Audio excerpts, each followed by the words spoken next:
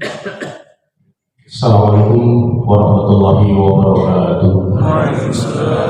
Alhamdulillah alladzi khalaqal khalqa bi qudratillah wa jannasahum bi iradatillah. Khalaqal jinna wal insa amrahum bi ibadatillah. Kullu makhluqin dalun ala rububiyyatillah. La haula wa la quwwata illa billah wa ba'd. Pertama, mohon doa untuk guru-guru kita yang hadir saat ini ataupun yang tidak bisa hadir. Mudah-mudahan mereka ada dalam sehat walafiat. Amin, amin. Mudah-mudahan anak cucu keluarga kita tetap istiqomah di dalam iman Islam dan Allah pertemukan semua kita di dalam surga. Amin. Al-Fatihah.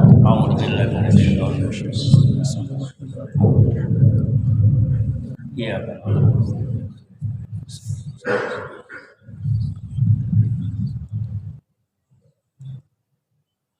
Hadirin sedang sholat subuh ya, sedang sholat Jumat nanti sebentar lagi. Saya tidak lama. Paling nanti karena saya harus sholat Jumat hari ini, jadi sebelum sholat Jumat akan saya selesaikan. Saya tidak akan lewat dari sholat Jumat insya Allah, karena saya harus sholat Jumat hari ini. Saya sholat Jumat kan kemarin juga kemarin nggak sholat Jumat ya. Saja.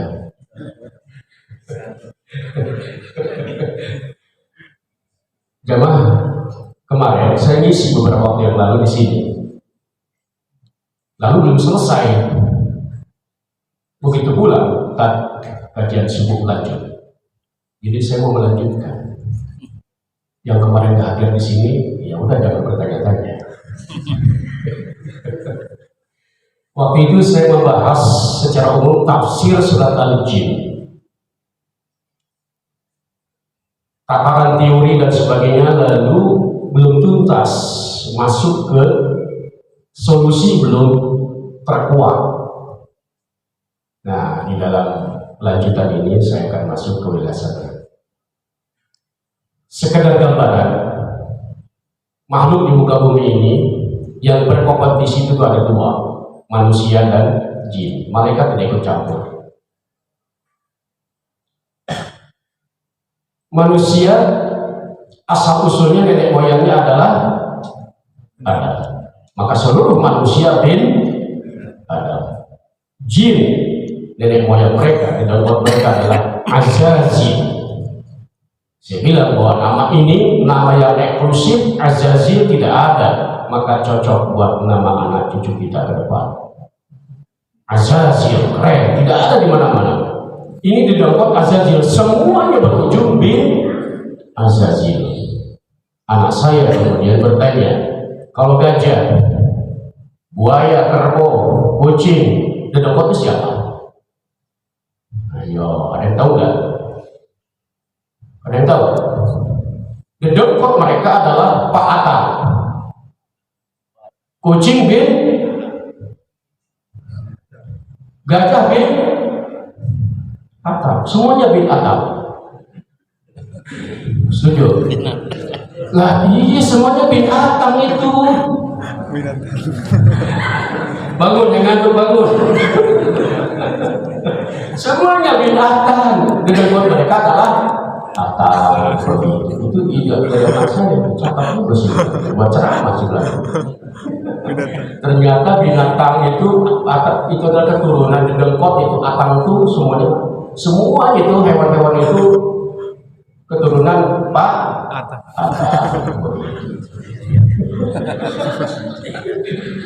Buaya bin Atta, semuanya bin Atta.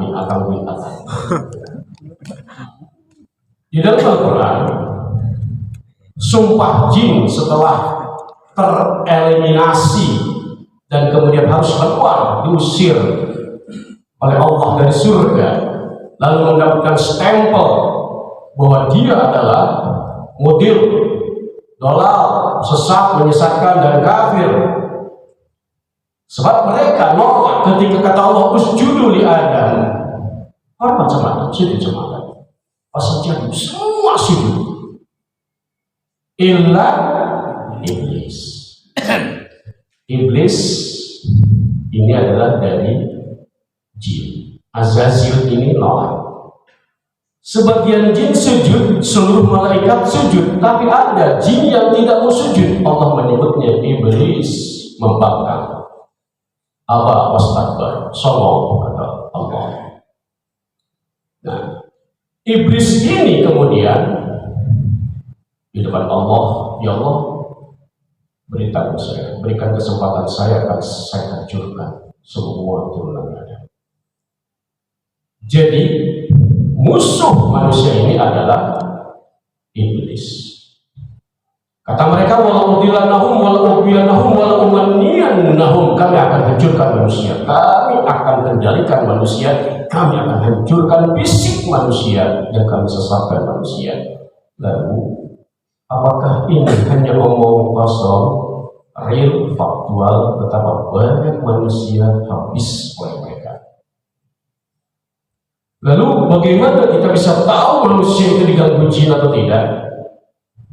Secara kasat mata kita tidak akan pernah tahu orang itu ada jinnya atau tidak.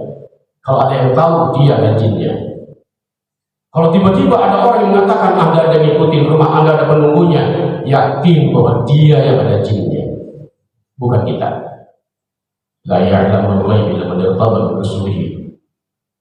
Komunikasi dengan jin itu satu arah. Mereka melihat, mereka mendengar, kita tidak. Kalau ada manusia yang bisa komunikasi dengan jin, dalam ilmu mistik, dalam ilmu klinik disebut ilmu kehadiran, bisa manggil jin, dia ada jinnya. Maka untuk mengetahui orang itu ada jin atau tidak, ada dua indikator. Ada indikator positif, ada indikator asumsi.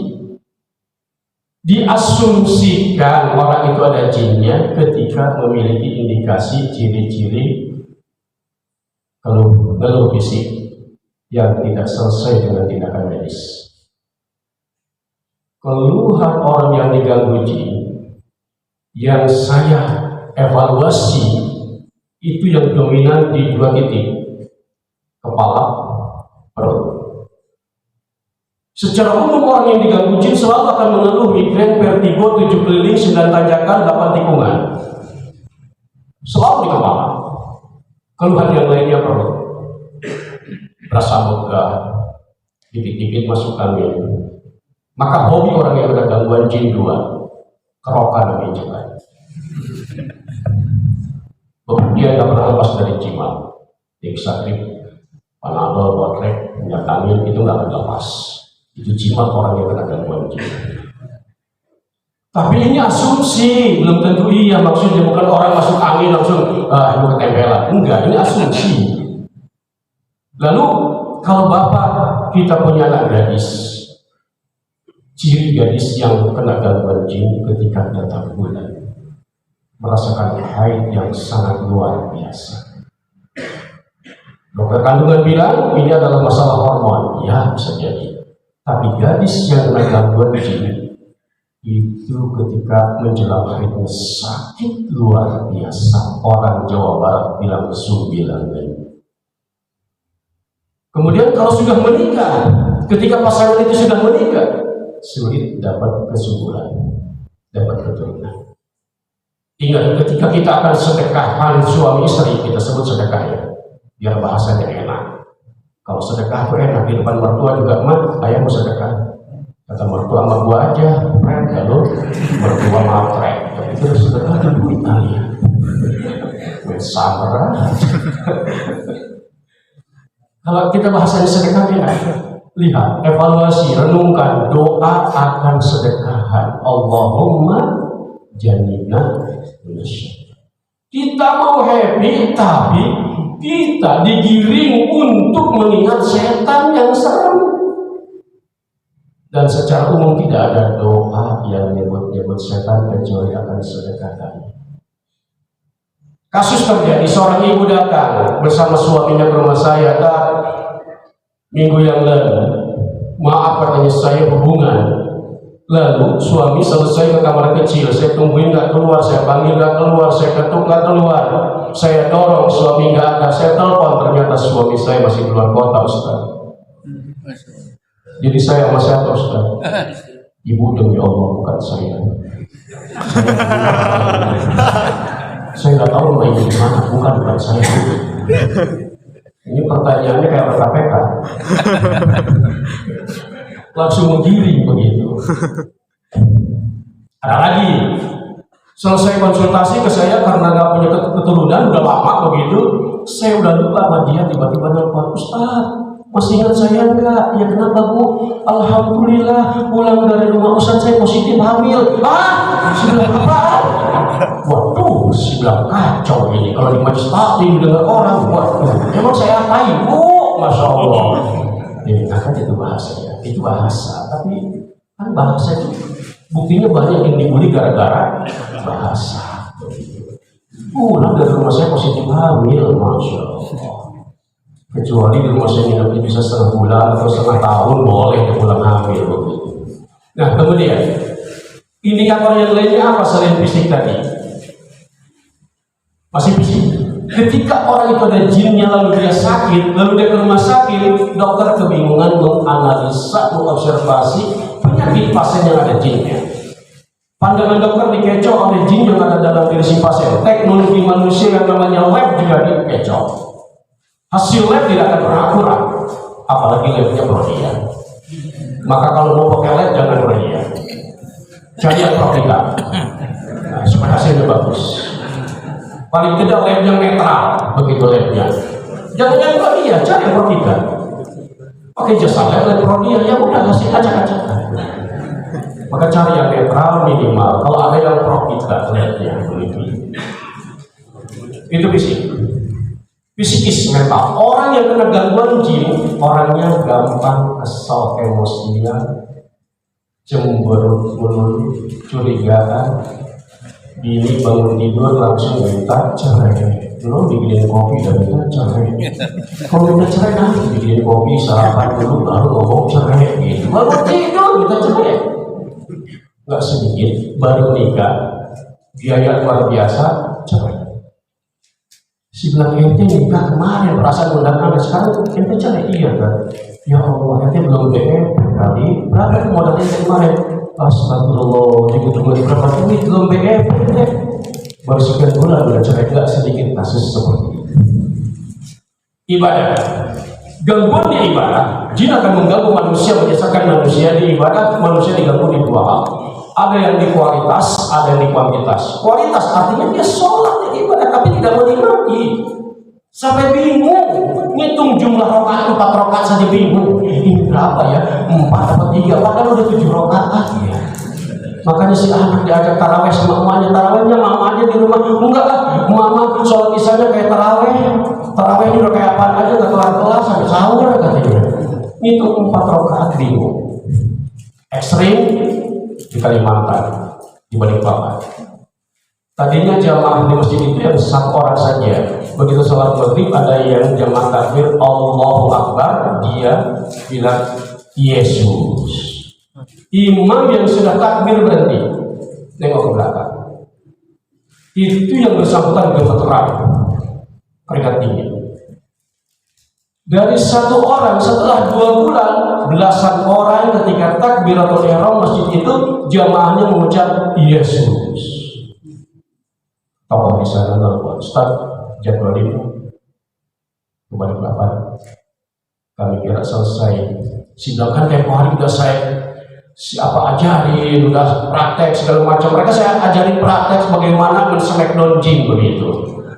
Bagian ini, Pak, tolong nonton jadwal di sini. Kan udah saya ajarin. Enggak, kita nggak mampu nih kalau ini katanya. Saya terbang ke Kaltim di KM 10 itu, masih di rumah. Sampai di sana baru nyampe, udah heboh. Baru belasan menit saya nyampe, itu kiri kanan teriak, masyarakat teriak, datang ke masjid dan 1 orang begitu masuk ke masjid mata mendeli dibilang Yesus. Itu yang nemenin saya lari semuanya.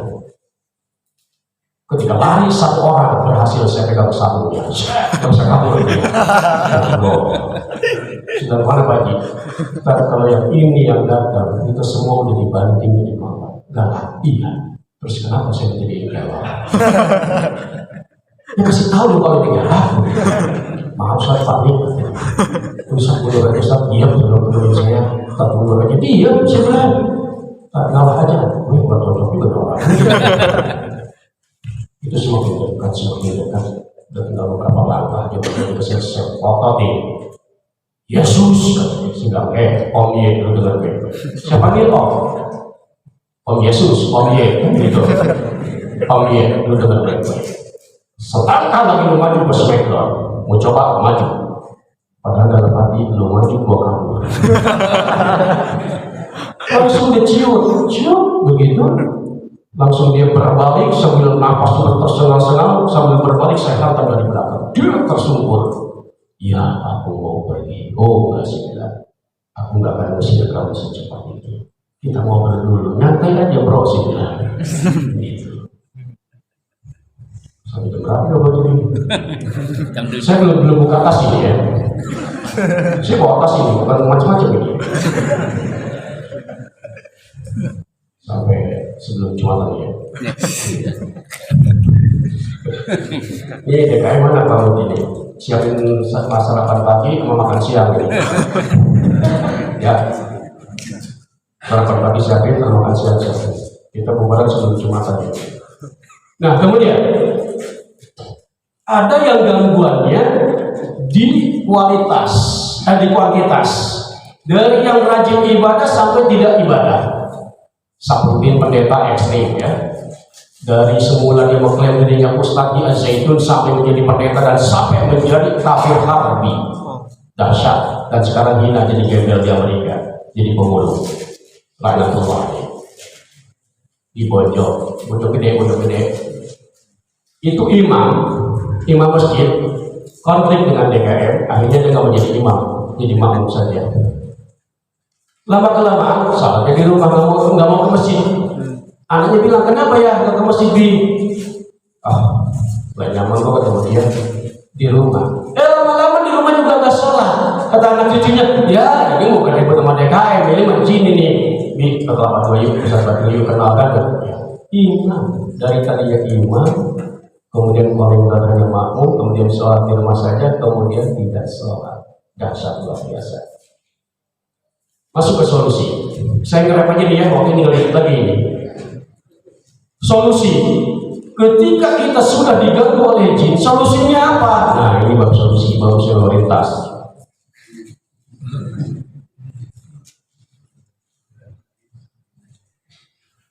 Sampai menjelang Jumat nih.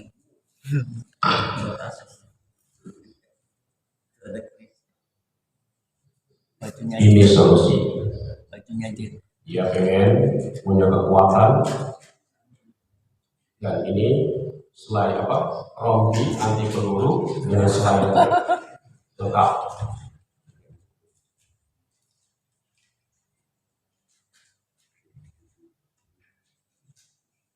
Kemudian ini rompinya. Yang paling umum, solusi yang paling umum kita dapatkan adalah benda-benda seperti ini. Orang Banten bilang wafa, isim. Jiman. Yang eksklusif seperti ini, apel jin, tidak ada di pasaran. Ini apel jin, harga pun misterius. Tidak dikira ya. Adanya hanya di dukun, apel jin. Ini yang disebut dengan apel jin. Bambu betul, ini banyak dikejar orang membetul. Harganya fantastis.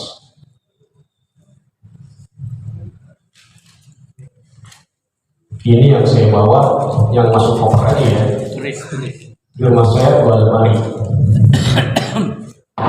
Yang paling umum kita dapatkan benda-benda seperti ini. Bahkan ada yang warisan peninggalan dari mbahnya, dari kakeknya.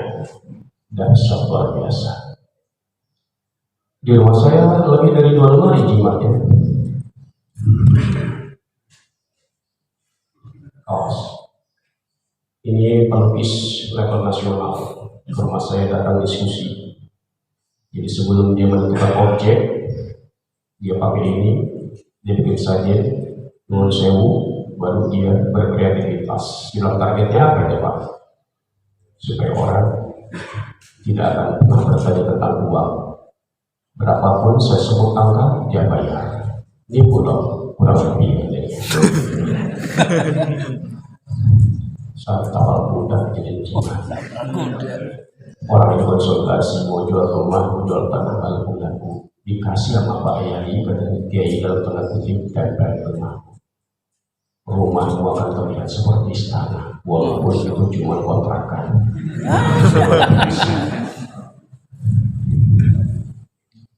Ini buat putar gila. Ada pencuri ke rumah kita putar nggak bisa pulang, dia mutar di rumah kita. Ya, ini cocok buat ibu-ibu nih. Suaminya nikah lagi, bukan apa yang muda, dia bingung cari kunci motor, padahal di tangan dia mana kunci motor itu, jadi kunci motor ketemu dan kantongnya ada. Dasar luar biasa. Telur bukan telur biasa. Mau usaha, mau bisnis dengan polos, persaingan ketat.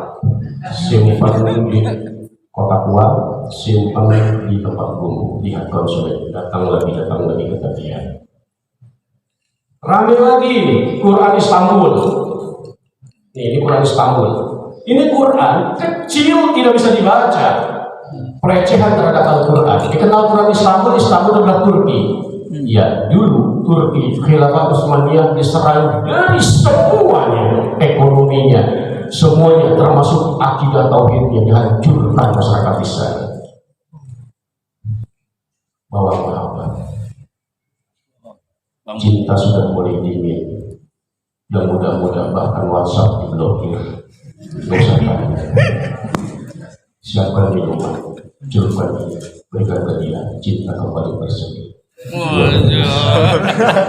Yang minat nanti harganya taring babi.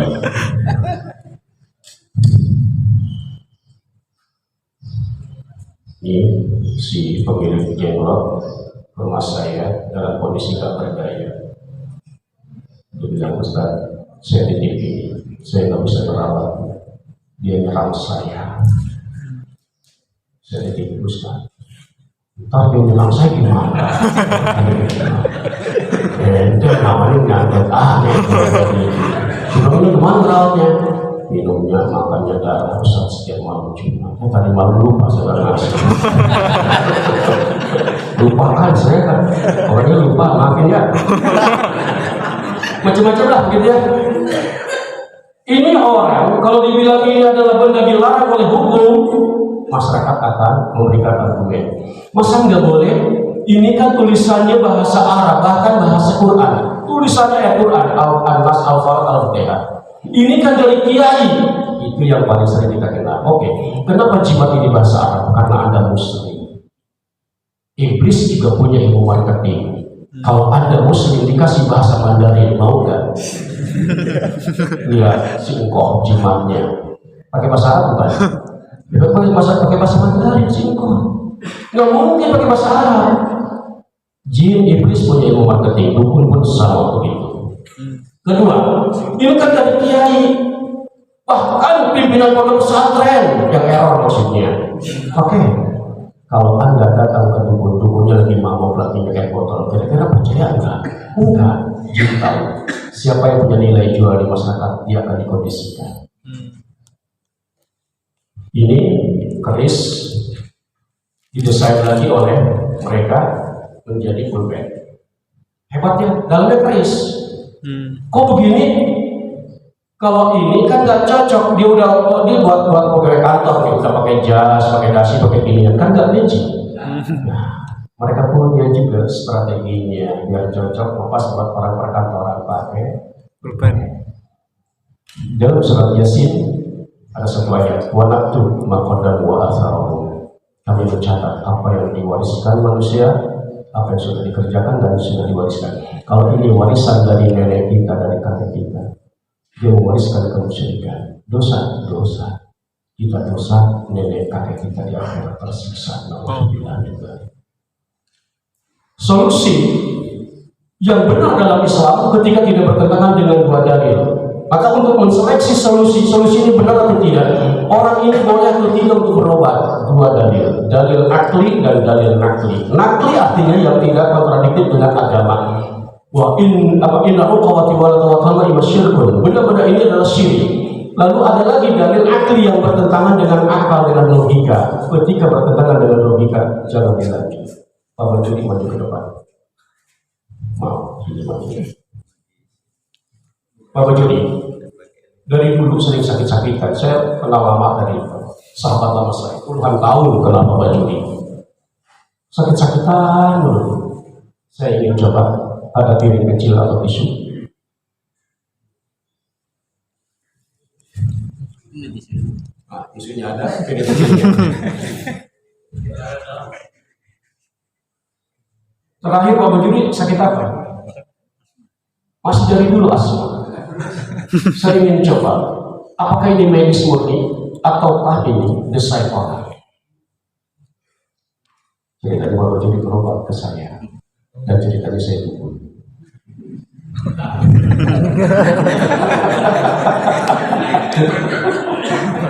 Ini ceritanya, ini di video itu saya beneran.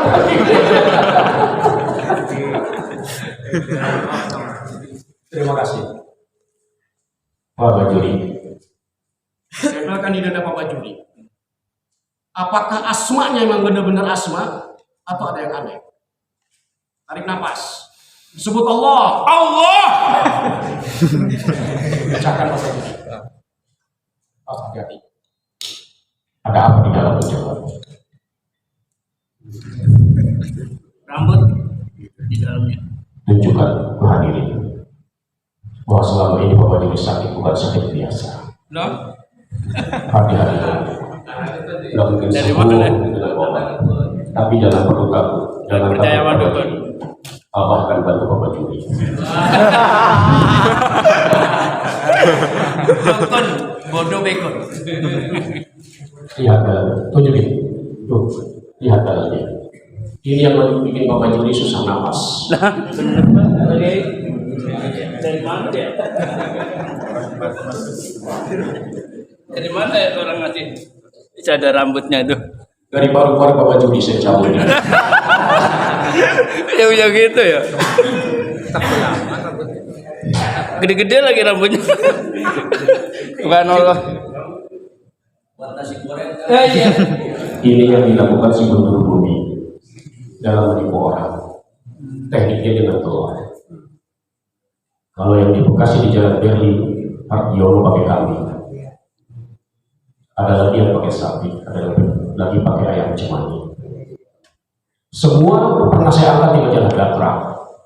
Makanya Ardiono nyerang saya. Kemudian si Guntur Bumi pun nyerang saya.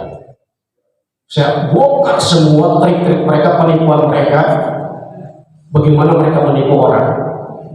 Dan orang nggak percaya. Setelah baru masuk penjara si Guntur baru orang percaya. Oh iya. Masjid Raya Pinang undang saya tema solusi santet sihir rasional ilmiah Islami, pembicara pada zaman pasang pagi sore hilang. Bikin lagi sampai 3 kali, udah 3 kali DKM bilang Pak Arif, baru kali ini bikin semangat bilang mulu aneh katanya. Kira-kira apa ya tanya? Si bilang bikin satu lagi, tempel di gerbang rumah si Guntur Bumi. Rumahnya di Pondok Indah, si Guntur Bumi. Di depan di seberang pintu 2. Bikin satu lagi taruh di situ. Kalau hilang berarti dia ngebuang. Pusat mengarah ke situ. Dia kenal saya, si bilang. Dia tahu wilayahnya akan saya serang. Dia tahu itu. Kami pun menganalisa begitu. Berarti sama begitu. Aku lebih ada. Assalamualaikum warahmatullahi wabarakatuh.